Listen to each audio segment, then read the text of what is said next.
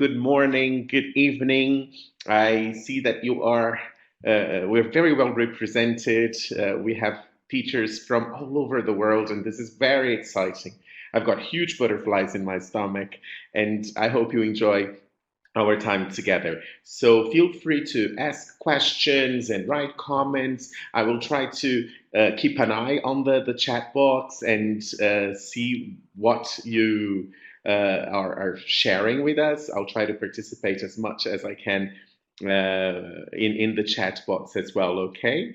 So let's start our discussion today about motivation and teenagers by looking at one concept or one idea that we have been, exposed to systematically, which is the idea that we should look at intrinsic and extrinsic motivation, and we need to have rewards and reward systems for people to get engaged. This is something that, as teachers, we hear quite a lot, right? We have probably had sessions or training courses that would tell you how to boost students' extrinsic motivation by giving them rewards or allowing them to know what they're going to get in order to do something. This is also something that we do a lot in business, for example. Many companies think that employees are only going to be engaged and fully motivated if they have a bonus, if they have the idea of a promotion. And as it turns out, in the next hour, my objective is to show you that this concept, this idea, is not necessarily true. It's quite the opposite. It's actually very, very harmful to education. And we should try to shift our paradigms and rethink our practices so that we can replace the reward systems and the idea of extrinsic motivation by the only motivation that truly matters, the motivation that comes from within. And at times like this, it becomes sometimes a bit hard for us to find the motivation to keep going because I understand that everyone is going through some challenges and big obstacles. So before we start talking about intrinsic motivation, I want to thank everyone out there for the work that you're doing.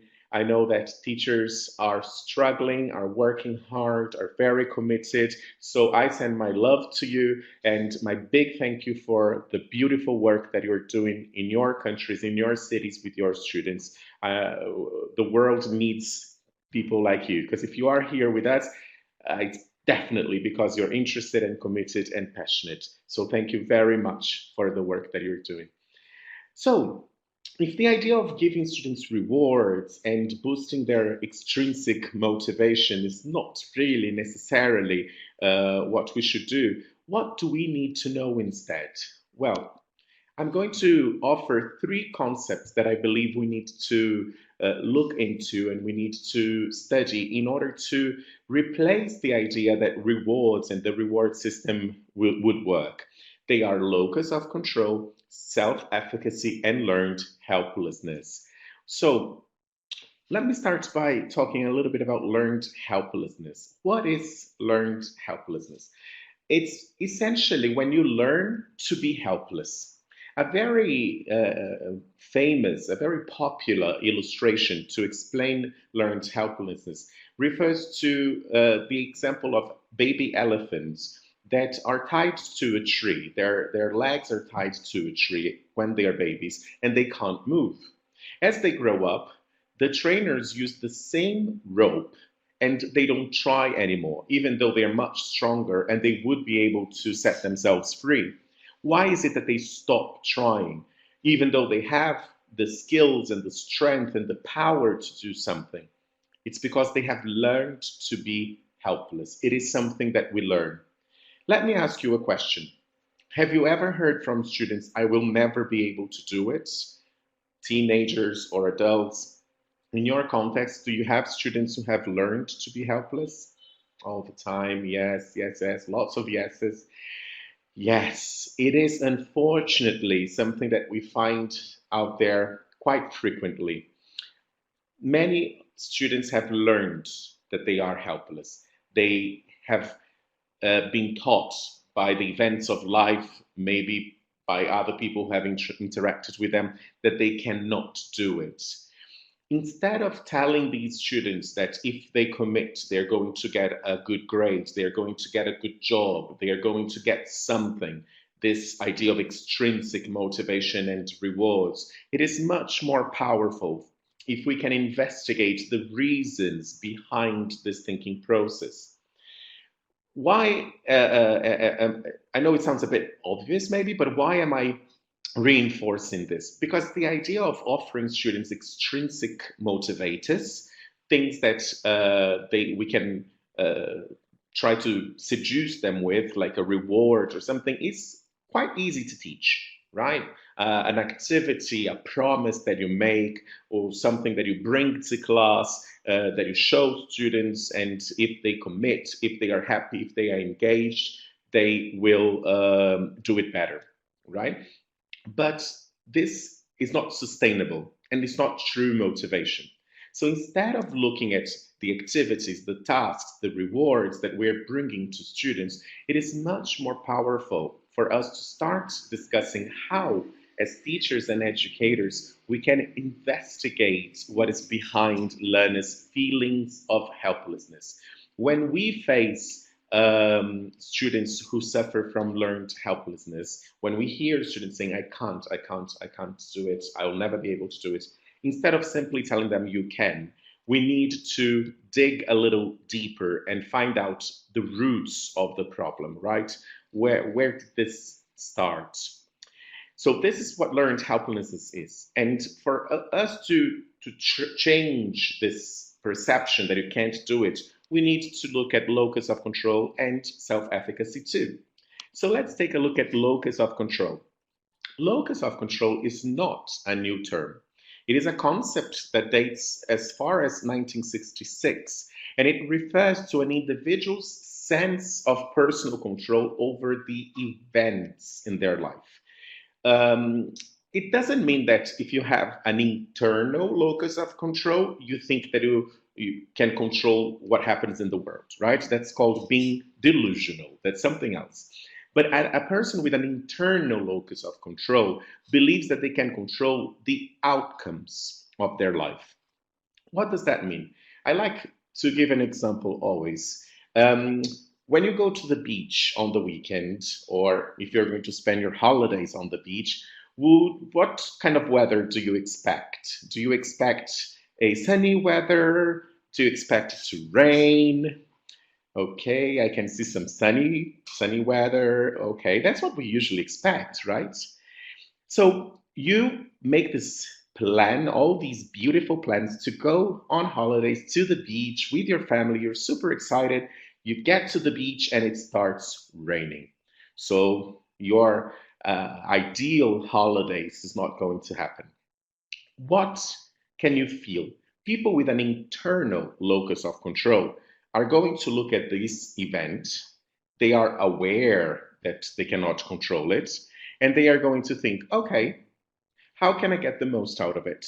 I am here. This is not going to spoil my holidays.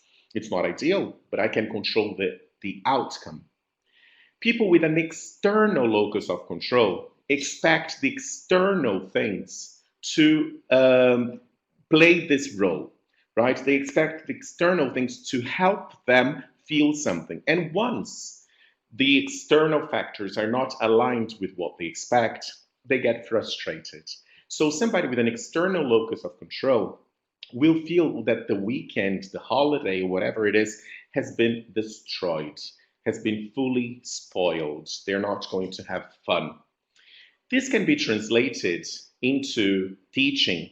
If we look at some students who think, I will never be able to learn because I'm too shy, because I don't have this, because the teacher, whatever, because the book, this and that.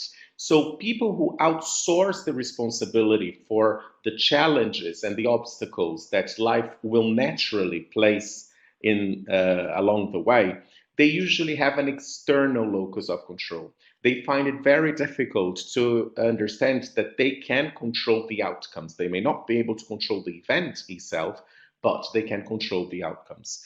So if you have an internal locus of control, you understand that it's your hard work and your skills that will shape your experiences. I am not saying that people are born with the same privileges, right? Depending on where you're born and what you have access to, it will be easier or harder for you to get somewhere, to achieve certain things. It's a fact of life. But even people who have similar contexts, some will understand that if they work hard or harder, they can achieve certain things, and others will expect the world to bring it to them in a way, right? How can we achieve this? This is a very good question, Maya. The first thing that we need to do is to develop the awareness, is to understand that there is this possibility that we might be individuals who have an external locus of control. People with an internal locus of control believe that they hold the knowledge and the skills to be successful. They don't need reassurance from others before they take action, and they take full responsibility for their actions. It's a matter of accountability. They understand their role, and they understand that the results of their actions are going to be connected to the decisions that they make. In learning, we are very often trained to develop, unfortunately, an external locus of control. A lot of our students come to class believing that learning English is out of their control. It's a talent, it's a gift. It depends on the teacher, it depends on the book. It's not the experience itself, it's luck, it's chance many times. They're not so sure about their skills or about their knowledge, and they need reassurance all the time before they take action. They don't have the confidence, right? And because of this, they are very easily influenced by other factors. Based on this description, would you say that most people you know tend to have a more internal or a more external locus of control? In your community, your friends and family, people usually take full responsibility or they tend to blame other things? Okay, quite a lot of external. Very similar to Brazil, actually. Okay. Okay, fascinating. A lot of external. I think it's human nature, right? If you're interested, there is a fascinating TED Talk which comes from a book that is also very, very interesting called The Happiness Advantage. It's a book and a TED Talk by a psychologist called Sean Aker. Sean Aker in The Happiness Advantage talks about how our society is built to make us condition motivation and happiness to external factors. So he's in his book and his work, he explains that we're educated and we are brought up to believe that we can be happy, we can be motivated, as long as something happens. And people who manage to change this perspective, in other words, people who develop an internal locus of control, have more success. They have an advantage in life because they don't outsource the responsibility for their feelings.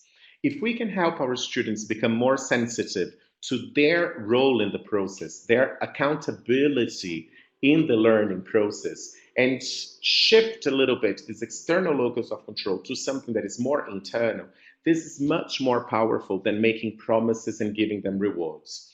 They need to be empowered to understand their role in the process of learning and developing. So if I have an internal locus of control, I have some type of benefit, right? Eleonora is asking if it's a matter of temper or upbringing. It's really a matter of awareness and the opportunities in life that you've had to get to know yourself. It's a lot. It's very related to self-awareness and awareness of your surroundings too. People who have an internal locus of control can also have external locus of control on certain occasions. You can have a very internal locus of control for your career, for example. You feel responsible, you know what you can do, but when it comes to love, You have an external locus of control. You think that life has not brought the person that you need, the person that you love to you yet. So we need to help our students investigate their locus of control, right? And when they become more empowered, what else can we do, or how can we get them to be very empowered? We can help them by developing self-efficacy. Self-efficacy is how efficient, how able, how powerful you think you are to do certain things. There are four suggestions here on the slide. You don't necessarily need to agree with all of them. They are four ideas of what we can do as teachers to help our students develop self-efficacy. The first one is a bit obvious, but sometimes we forget. It's to help them with performance outcomes. What do I mean by that? Basically, the type of experience that you have can influence your ability to perform similar tests. If you have positive experiences, you feel empowered, you feel that you can. If you have negative experiences, you lose motivation, you lose trust that you can do something. Let's think a little bit about our programs. I don't know about where you work, but here in Brazil, in São Paulo, a lot of schools have condensed content, a lot to do in the number of hours. And teachers have to bring new material and new content and new language every class. And sometimes students don't really have the opportunity to revisit what they already know. They don't have the chance to consolidate what they know, to simply boost that confidence. One thing that we can do when we are designing our classes is to create opportunities for success. Provide students with tasks and activities that we know they will excel in, we know they can cope with. And then by giving them these activities, we also boost their confidence and develop their self-efficacy. Hence, they become more motivated. Verbal persuasion is another way to develop self-efficacy, and it has to do with telling students that they can do certain things, right? It's about the encouragement that we can do through verbally reinforcing student skills. It's not empty feedback. It's not praising for the sake of praising, right? But rather explaining, persuading students that they can do something. Have you ever heard from somebody, yeah, I'm sure you can do it because you know this and you can do this and you did this before, and that gave you an extra boost of motivation when you were insecure? This is verbal persuasion, hearing from somebody you trust why they think you can do something. And it's very important that we tell our students why exactly we think they can do more and achieve higher. The third hint or tip that I have for you is physiological feedback. Physiological feedback is related to movement. And nowadays, under the present circumstances, we know that a lot of our students are sitting in front of a screen for hours and hours. So one thing that we can try and do nowadays is to get students to move around, because when you move your body, right, you feel other sensations. And one of the sensations that you feel when you use your body, you feel more efficient. You feel better able to do things. And last but not least, vicarious experience. Vicarious experience is related to watching somebody else do something that you want to do, somebody who does it better, and developing that feeling that you can do it. It boosts your motivation. Now, it depends a lot on how you do it. I'm going to share my personal example with you. If you go to my Instagram account, you will learn that I practice circus lessons. I do the aerial silks, I do the trapeze, and I am an elementary, maybe pre-intermediate student in the circus world. As it turns out, when I watch Cirque du Soleil, if I'm watching it alone or with somebody who encourages me, I feel highly motivated.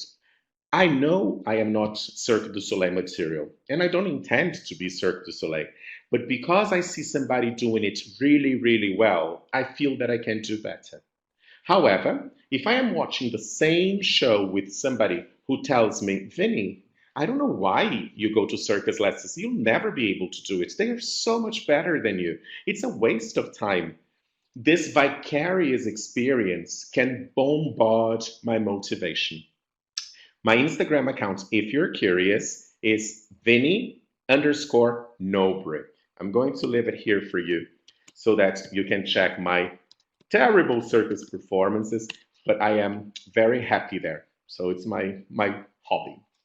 So these are four ideas of how we can help students develop self-efficacy. And people with high self-efficacy, they are naturally more motivated. But if you forget everything that I said, and you don't pay much attention to these four ideas, there's just one thing that I urge you to remember. It's the idea that learners who have repeated experiences of success have higher self-efficacy than those students who experience repeated failure. And self-efficacy is vital for motivation. What I think about myself and what I think I can do, how much I trust my power, how much how confident I am regarding what I do, will naturally boost my motivation. So, as teachers, we should try and create as many opportunities for success in class and not just say that students can do it, right? But tell them why we think they can do certain things, give them the task, and allow them to be successful. Success boosts motivation. And if we only bring new stuff all the time and bombard students with new information because we have a lot to cover, we run the risk of sending the message that they are failing, failing, failing. So, locus of control, self-efficacy, and learned helplessness. They are not extrinsic factors. They are all intrinsic. They are all related to what we feel within. Our job as teachers becomes much harder because, as it turns out, nobody can motivate anyone. We don't motivate our learners. We help them find purpose in what they do, but the motivation comes from within. We have, however, the power to demotivate learners. And activities, Madalena, as you mentioned, cannot be too easy. It needs to be the right kind of level. One thing that you can find, for example, in National Geographic learning materials is a very strategic type of scaffolding, right? That keyword that we use in education. Good scaffolding is directly connected to motivation. You start with a gradual increase of challenge as you decrease support. Increase the challenge, decrease support, with a series of activities that will become more and more challenging with less and less support. So I start with something that is very doable, and you find this in the material that National Geographic Learning writes and publishes. You'll find this. You start with an activity that is doable, that is possible, that has some challenge and a lot of support. The student feels successful and they feel empowered to go to the next level. And this is good scaffolding, right? So I'm going to turn on my light because I totally forgot that it was going to get dark. I'll be away for 30 seconds, and I want you to tell me, what does Wikipedia have to do with extrinsic or intrinsic motivation? What's the story that I'm going to tell you? Try to guess. Just 1 second.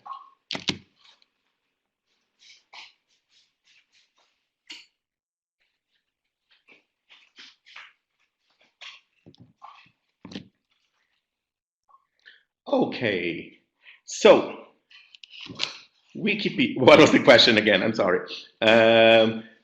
I asked, what is the connection between Wikipedia and motivation, intrinsic or extrinsic? Antonio says that Wikipedia is collective, it's a live compilation of knowledge. Knowledge is not free. Okay, all right. Well, let me tell you a quick story about Wikipedia, and I totally forgot that it was going to get dark in Brazil.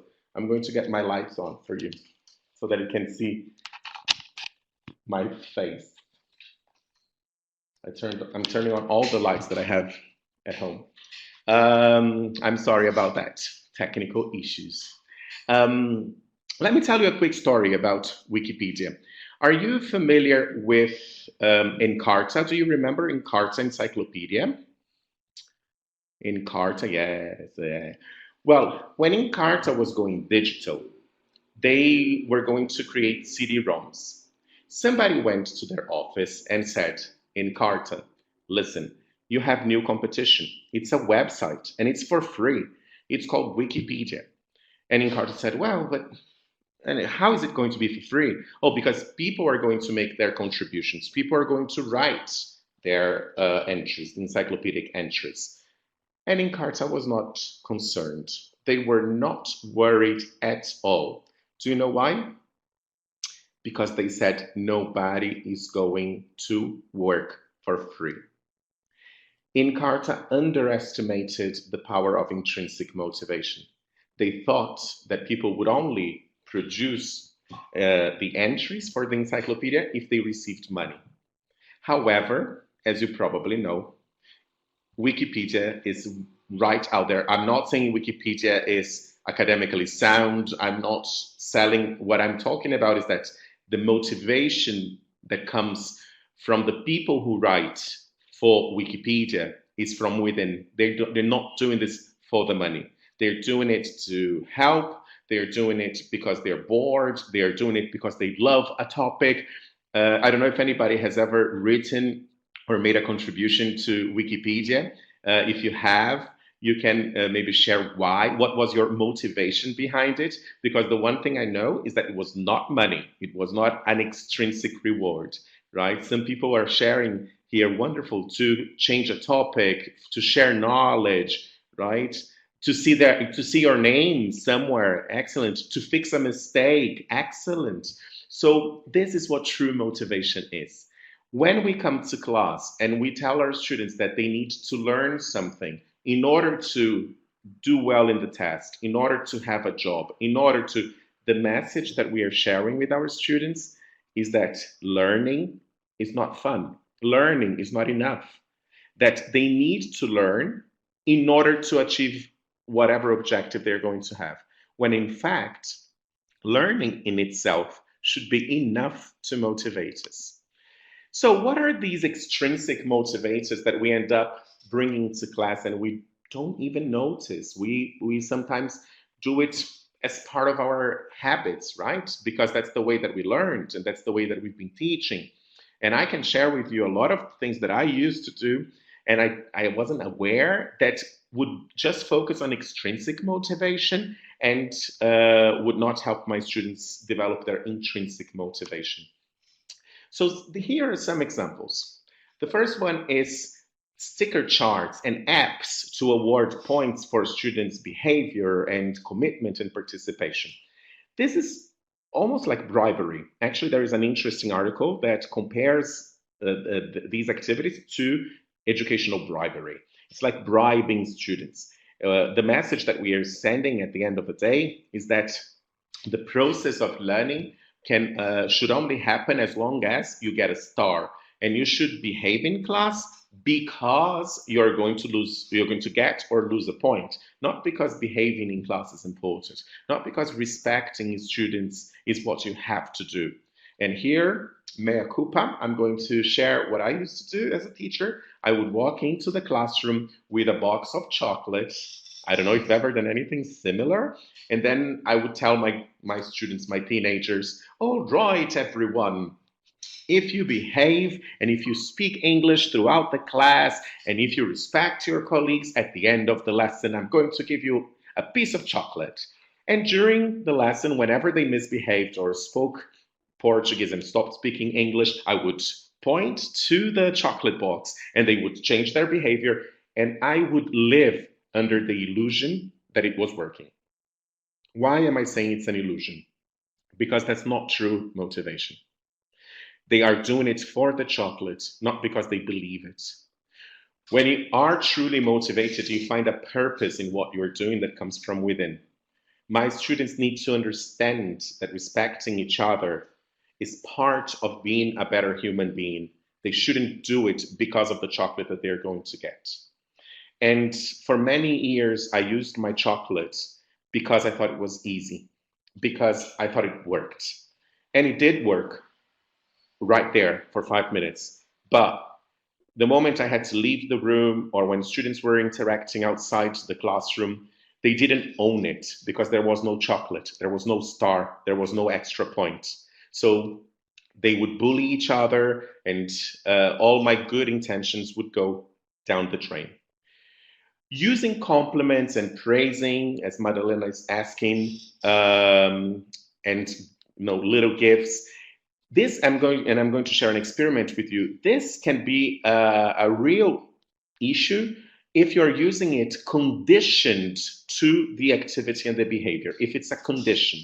If it's a natural consequence, it's different, and I'm going to show you how. If students get a compliment because it's genuine praising, and they do things because they believe in what they are doing and they get that compliment, that praise, that's natural, that's okay. But if they are conditioned to doing things because of the praising, they are not doing it for the activity itself. And when we threat students or when we make long-term promises, we are again reinforcing the idea that the learning process is not fun, that learning is not enough. And behaving and participating and cooperating, these are things that they have to do in order to please somebody else or not to lose some points or whatever it is. It's much more complex to work, and that's why motivation is so complex, because we have been trying to simplify motivation. We have been trying to make it much simpler than it really is. And I don't know about your context, but most people I know are usually demotivated. They don't really love their jobs. They don't really, feel excited about many things. They only do things because they study to get a car. They work to get the money. They do this too. There's always a condition. And as I mentioned, uh, long-term promises, Maya, it can motivate them. It can be something that motivates them as long as it's attached to their purpose in the learning process as well. If we say, for example, to a teenager, well, you have to study English because when you finish your English studies, you're going to speak English and you're going to get a job and you're going to be able to travel. This long-term promise, this reward that it is really far from them, is not truly going to motivate them, right? Let me try to illustrate this with a story. And this story is created a hypothesis, the over justification hypothesis, which is basically the idea that sometimes we take the fun out of things because we over justify the activities and the reasons behind the things that we do. Basically, researchers got 51 preschoolers that enjoyed drawing. The only requirement, actually, there were two requirements. They needed to be preschoolers and they needed to like drawing. And they allocated these preschoolers into three groups.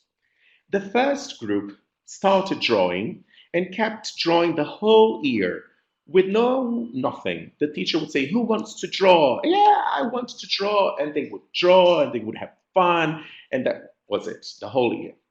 The second group was slightly different. Students would draw, and when the drawing was over, the teacher would say, "These are beautiful drawings," and would give them a star, a sticker, or a piece of chocolate, or whatever.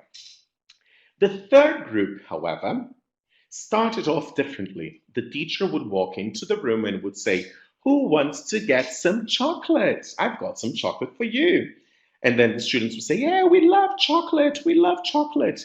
"So, do you know what you need to do to get the chocolate? You need to draw something beautiful." And then the students would draw. After a whole cycle, the researchers went back to see what had happened.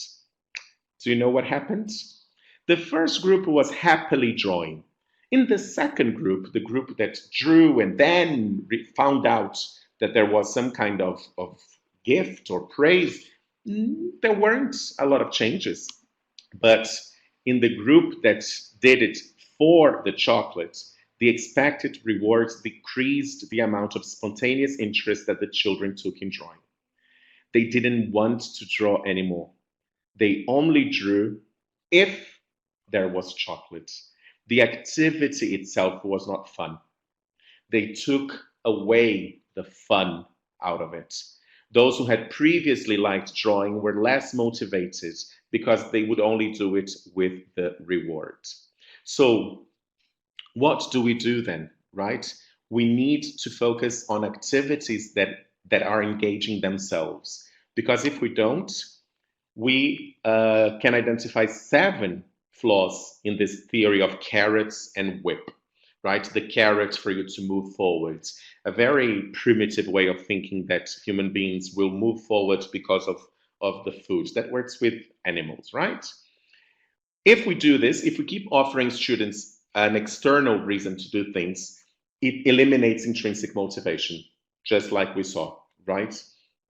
If they don't want to do anything, that's a very interesting question, Yael. If they don't want to do anything, it's probably either because they don't find a purpose in what they're doing, or maybe the activities are not connected to what they really like. And it can be quite challenging. It is very challenging to really get to motivation.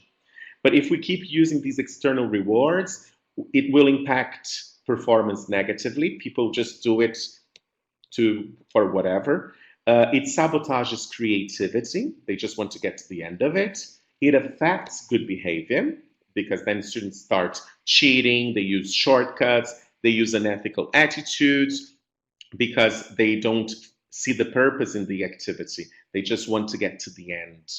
And it becomes an addiction that is related to short-term thinking, right? Eleonora, yes, Gardner's theory of multiple intelligence can impact motivation, but whether you are an extrovert or an introvert, if we still connect it to your purpose, that is going to work anyway. So what is, trying to answer some of the questions, what is it that we can do?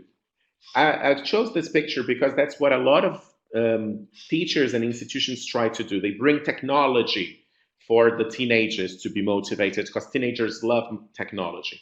Technology without a purpose, I'm sorry, is as good as nothing. It can isolate the teens, it can isolate the students, it can become extremely boring and then very frustrating because the expectations will be high and then the final outcome will be very negative. And if we keep trying to compensate for everything, we are also going to go crazy. So one rule of thumb that I suggest you use is the maxim. When you tell teenagers and you tell them very, very openly in a very transparent way, listen, sometimes you have to do what you have to do so that you can do what you want to do. So we need to engage them in activities that are fun, that are purposeful, that are connected to a purpose. They need to feel that they are doing something better, but sometimes they just have to do it. We shouldn't try to give them things that will be pleasant all the time, but we need to tell them, in life, sometimes you have to do what you have to do, so you can do what you want to do sometimes, right? So it's just be careful now not to try and find easy fixes. There are a lot of promises out there. This technological device will engage your learners. This will save the day. This will motivate students. The one thing that truly motivates students is getting to know them, investigating what makes their heart beat faster, and helping them find a true purpose to become better at something in an autonomous way. So I'm going to give you 8 suggestions of attitudes, not tasks, not activities, because it's totally pointless to learn a new task and a new activity that will motivate students if our rationale, if our thinking process, if the cognition behind our decisions is not being addressed. So 8 attitudes that we as teachers need to have to motivate teenagers. The first one, we need to help them become accountable for every moment of learning. Locus of control. They need to shift the external locus of control. It's my teacher's fault. It's my teacher's responsibility. My parents this, the world that. And they need to become sensitive to the fact that it's their responsibility. We need to guide them beyond their fears. Fears of mistake, fears of failure, of exposure. Nowadays, fears of life and what is happening in the world. As teachers and educators, we need to guide them to go a little beyond the fears that many teenagers have. And it's part of being a teenager. You are afraid of a lot of things.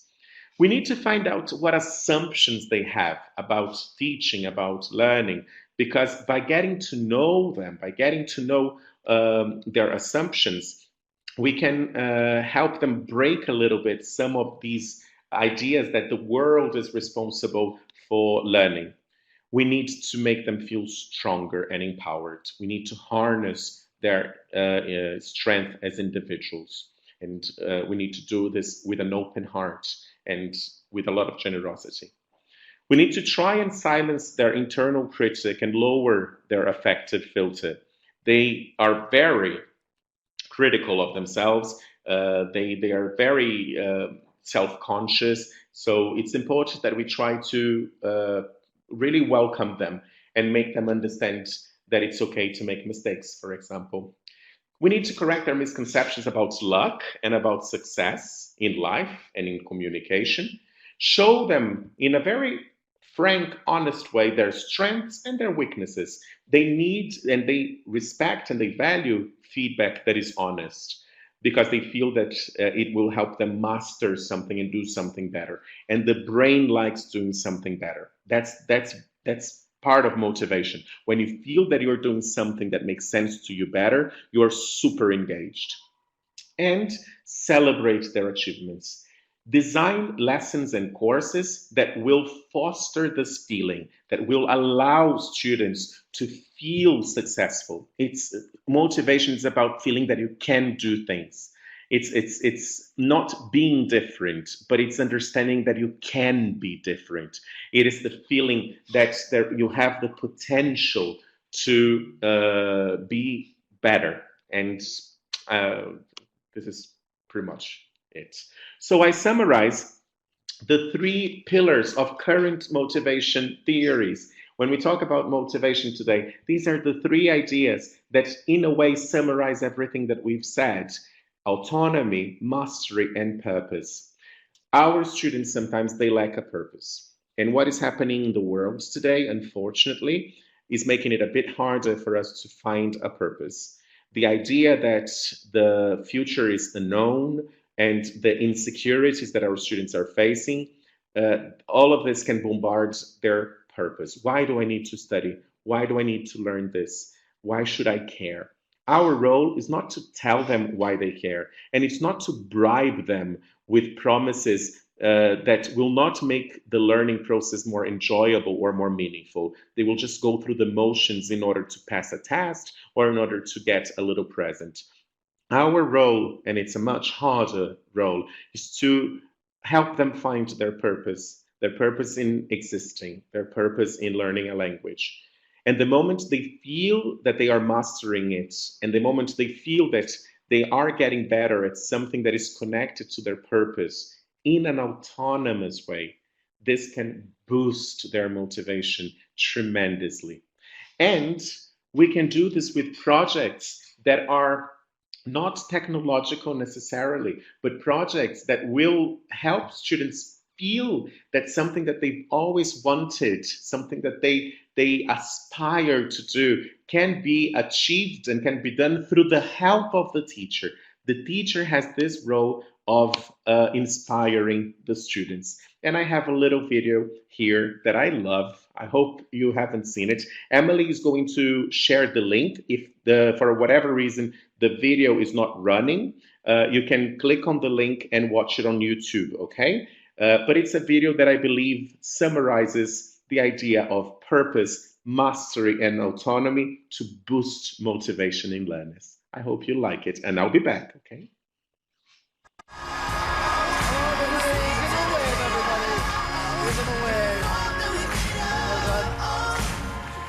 Oh, big deep breath. We can do this. Hello. Hi there, hello. What's your name? I'm David McPartlin. I'm the head teacher of Flakefree Primary School, and this is our choir. Hi. Hello. So tell me a little bit about the choir and how long they've been singing together. Probably since September. We're a real eclectic group. We've got ranges from 4 all the way through to 11. Some are amazing singers, some are just enthusiastic. I'm not being... That's a nice way of putting it. No. Do you know what? I'm going to use that in future. That is funny. You were enthusiastic. So what's the big dream for this choir? Reading and writing's important at school, but the kids had a dream. This one in assembly said she wanted to go on Britain's Got Talent, and here we are. Amazing. What's your name? Megan. How old are you, Megan? 7. And why did you want to come on Britain's Got Talent? Because I love singing. Darling. Oh, well, we're all rooting for you. Good luck. Thank you very much. We got, yeah. I'm just When gonna you're go ready, yeah. I'm going to go and conduct. Really proud of you, whatever you've done. Right? You're amazing kids. Let's go for it. Yeah? Smile. Tonight I'm gonna have myself a real good time. I feel alive, and the world, I'll turn it inside out. I'm floating around in ecstasy, so don't stop me now.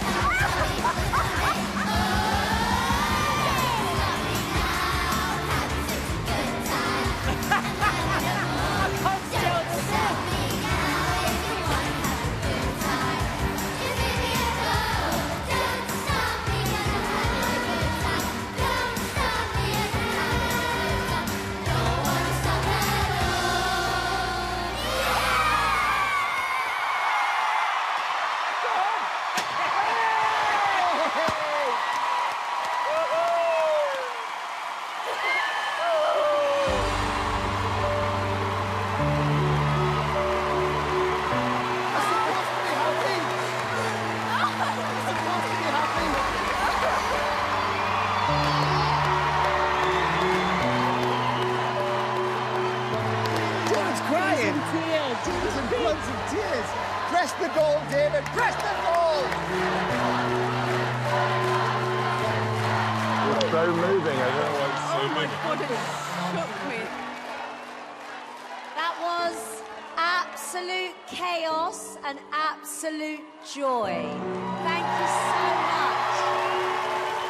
Simon, what did you think? I think you are so important to kids this age to remind them, you know, to have fun. Your joy that you radiated is infectious. And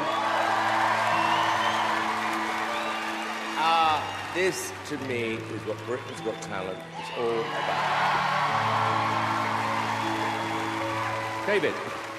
it's just one of the most joyous things I've ever seen. And I think you've just made all our hearts soar today. And it's what you want your childhood to have been like and what you want your children's childhood to be like, which is just full of unbridled joy. So this is what I think.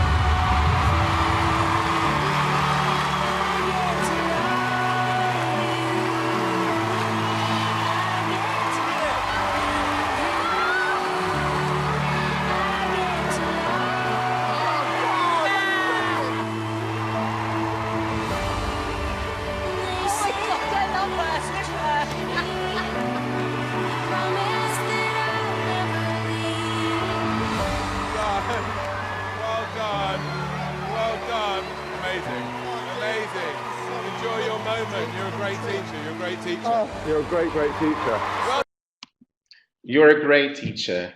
I want this sentence to echo in your hearts. You're a great teacher.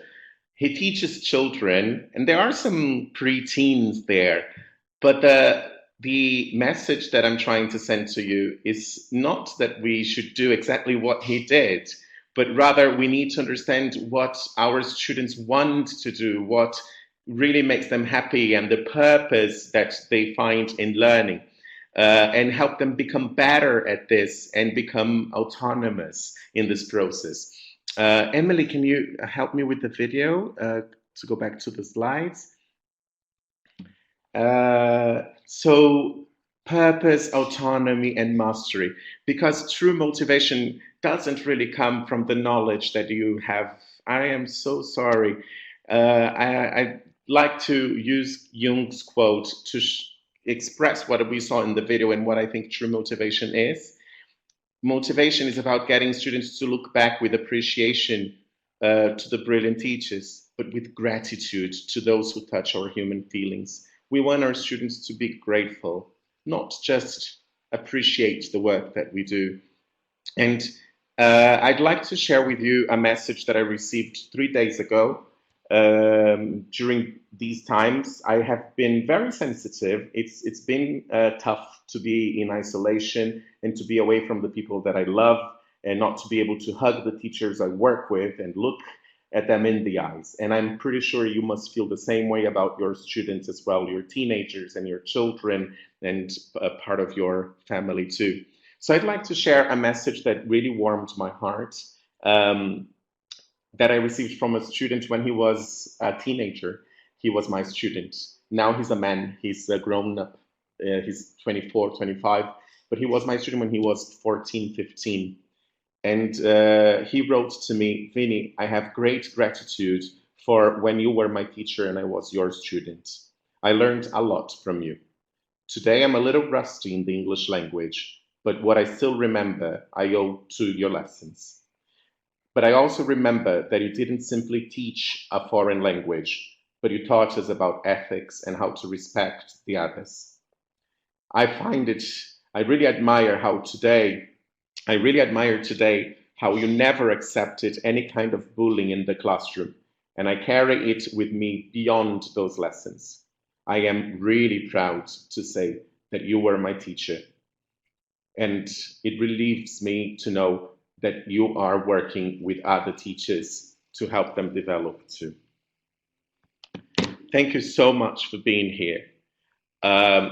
If we can get some students out there to be grateful for the lessons that we teach that go beyond the language, to help them find a purpose in what they do and help them become better in the English language, to become closer to their dreams and their purposes with no judgment, but just the idea of being better human beings for a better world, I think we will have accomplished our mission. So I thank you all and I wish you the very, very best. And I hope we get out of this as soon as possible so that I can finally meet some of you and hopefully all of you. Thank you very much.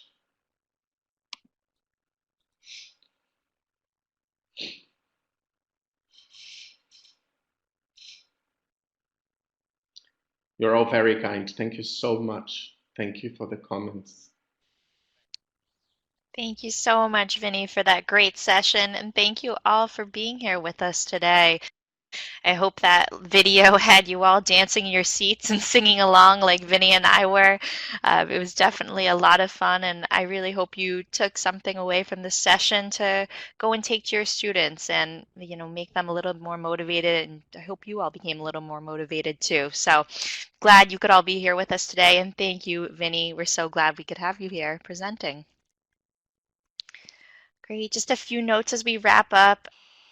Oh yeah, go ahead. I thank you. Sorry, Emily. I thank you. I want to publicly thank you for all the support you gave me at National Geographic Learning for the beautiful work that you do. Thank you so much. And all the teachers out there, if you see me on Instagram, please come and say Yeah, hi. I be would sure love to to stay in follow touch. Vinny on Instagram. Right on the screen, you see, I don't know, Vinny, if you want to talk about it a little bit, the Instagram account on the screen, the Troika.